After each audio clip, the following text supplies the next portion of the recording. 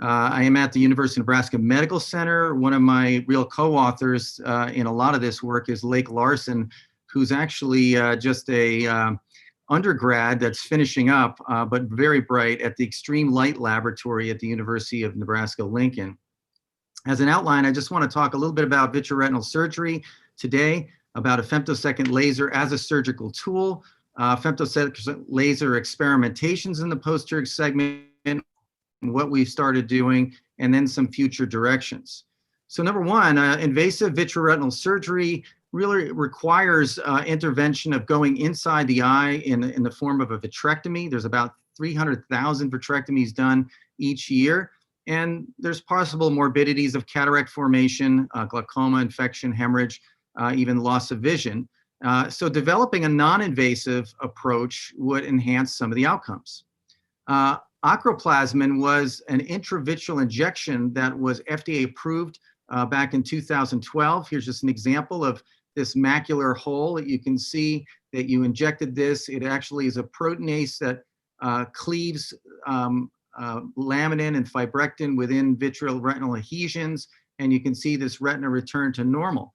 However, there was a risk of infection, retinal tears, and when this peptide was injected into the eye, it would also dissolve other structures within the eye, which had some potential negative effects. So it was discontinued back in 2020.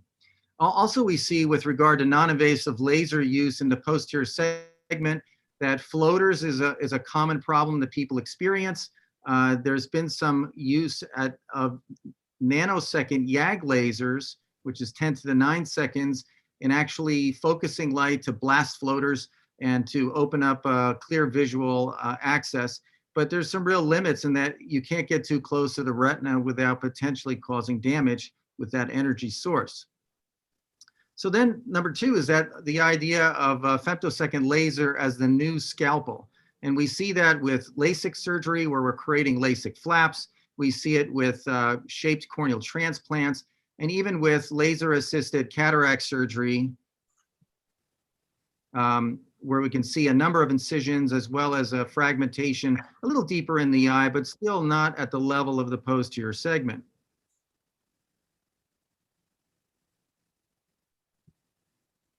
Femtosecond lasers are much more forgiving in terms of collateral damage than nanosecond lasers. Here you can see just some of the overall collateral effects that you would see, where it's very precise with very minimal heat, convection, or tissue disruption adjacent to it, which is advantageous. And just to give you a perspective of what's possible with femtosecond lasers, there is this femtosecond nanotome laser. This is already a number of years old with a very short femtosecond pulse, low energies, high numerical aperture that's been commercialized. You can actually cut little holes in chromosomes.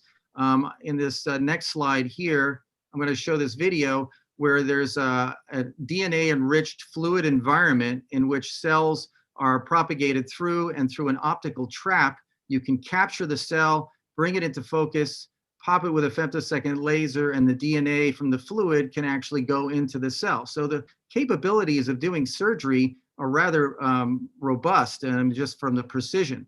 So the real challenge is to do photodisruption deep into the eye. You know, can we safely deliver this laser energy without potentially damaging other structures?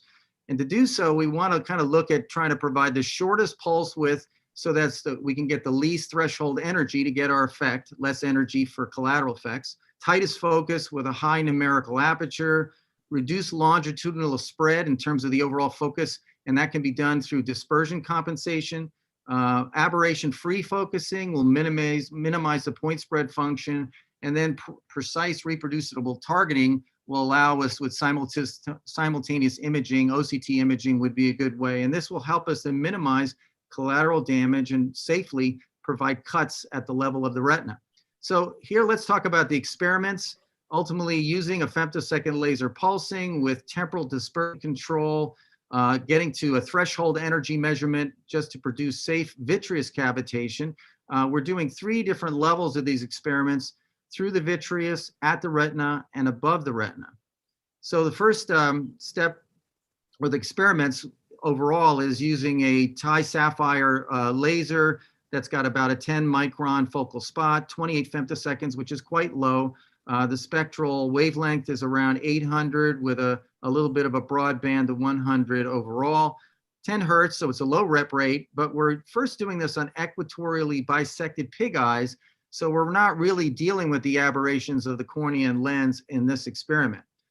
For vitreous compensation, the first novel thing that we were able to do is that when the pulse travels through media such as the vitreous, it adds dispersion, and that disturbs the pulse duration. It lengthens the pulse duration and can disturb the intensity and the focus overall.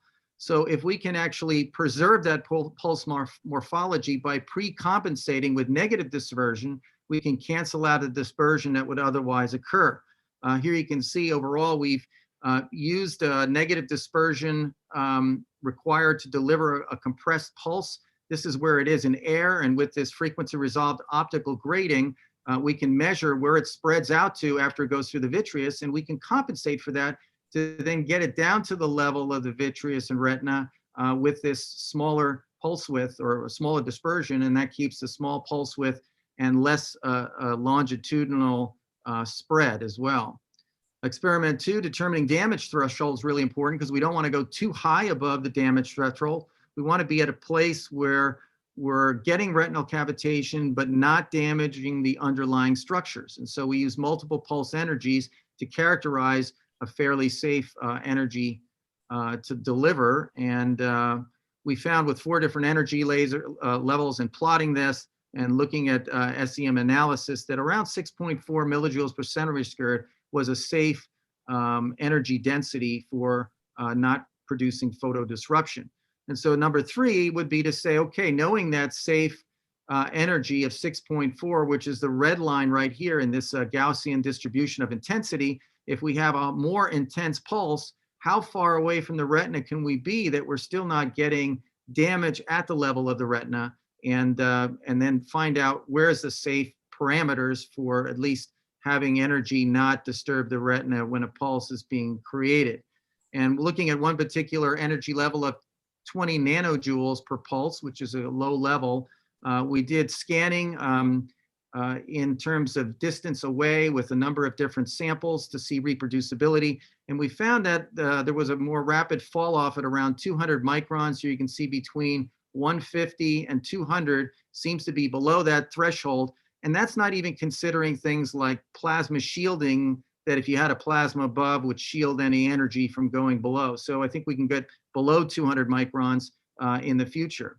So in summary of the experiments, negative dispersion was used to compensate for effects of the laser pulses that pass through the vitreous, so as to keep the energy or the pulse width very low and the longitudinal spread very low. Cavitation threshold was determined with multiple energies to avoid disrupting and damaging the retina and achieving ablation. And then pulses are scanned away from the retina to determine that threshold to find a safe damage to distance curve in terms of cutting vitreous above the retina overall. And so in future directions, we'd like to go on to couple OCT imaging with this to be able to target exact locations that we want to achieve, and adaptive optics in order to minimize the point spread function of the laser pulse and to provide more safety, lower energies, less collateral damage.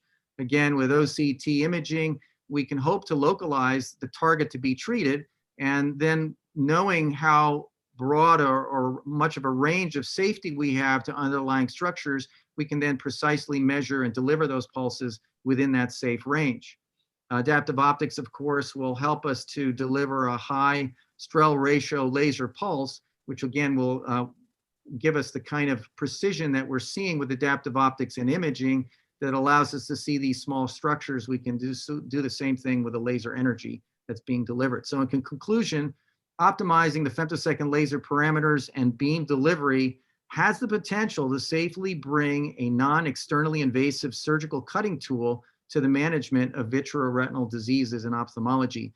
And I just want to acknowledge my co-authors here from the Department of Ophthalmology and my department, as well as the University of Nebraska Physics and Astronomy Extreme Light Laboratory, as well as Guyan Young, who's actually been helping us a lot with this project, and we look forward to working with him in the future. Thanks for your attention.